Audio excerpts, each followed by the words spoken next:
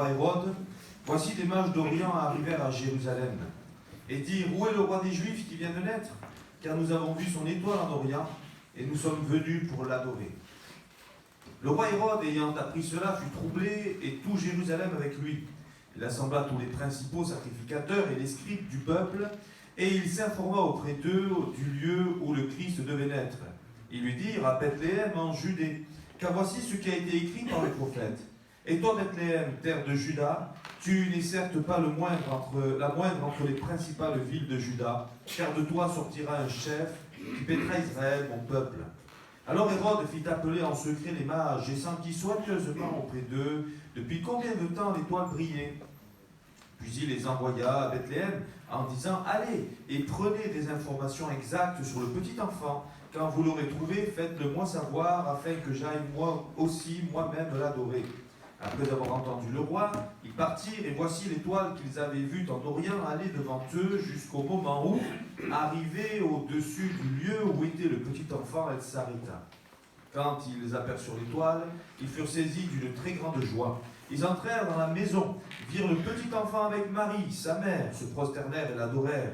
Ils ouvrirent ensuite leur trésor et lui offrirent en présent de l'or, de l'encens et de la myrrhe. Puis, divinement avertis en songe de ne pas retourner vers Hérode, ils regagnèrent leur pays par un autre chemin. Amen. C'est extraordinaire les récits de la Bible.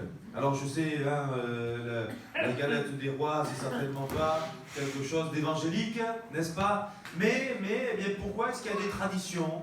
D'ailleurs, c'est très amusant, enfin c'est une façon de parler, puisque la dernière fois que j'ai acheté une galette des rois, la fève, c'était le roi lion. De quelle sorte de lion s'agissait-il? Certes, mais en attendant, il y a eu des hommes qui venaient d'Orient. Quelle était leur croyance? Quelle était leur obédience? Je ne sais pas. Mais en tout cas, ce qui est sûr, c'est qu'ils ont compris qu'un roi venait de naître grâce à une étoile, une seule étoile. Ils observaient le ciel et ils ont vu un phénomène nouveau.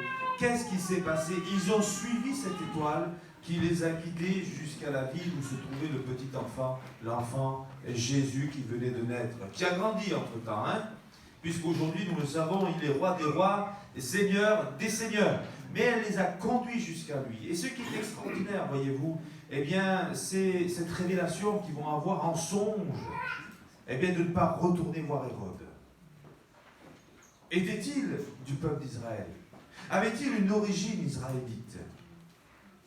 Rien n'est écrit à ce sujet, il semblerait que non. C'est des mages qui venaient d'Orient. Mais ils avaient une sensibilité, une crainte de Dieu. Et nous voyons dans le récit de la Bible, de l'Ancien Testament, même sous la loi, que Dieu a été capable de se révéler même à des hommes, à des personnes qui n'étaient pas de son peuple, du peuple d'Israël, tout comme il a voulu le faire pour nous. Nous n'étions pas d'Israël. Enfin, peut-être qu'il y en a qui le sont.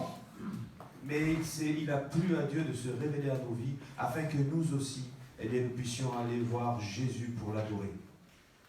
Pour lui apporter, eh bien, un cadeau. Souvent, on est là, on dit, Seigneur, qu'est-ce que tu vas nous apporter aujourd'hui? Ici, ce sont ces hommes qui apportent des cadeaux royaux à un enfant. De l'or, de l'encens et de la myrrhe. Qu'est-ce que nous allons pouvoir apporter à notre Dieu ce matin? Quelle sorte d'adoration va sortir de notre bouche? Serait-ce d'abord une adoration? Serait-ce une action de grâce? Serait-ce une prière, une demande, une requête? Eh bien, qu'en ce jour du 5 janvier, nous puissions apporter une adoration à notre Dieu. Alléluia. Amen. Alors écoutez, j'ai commencé par la lecture, donc je propose de faire les annonces plus tard. Voilà, je vais laisser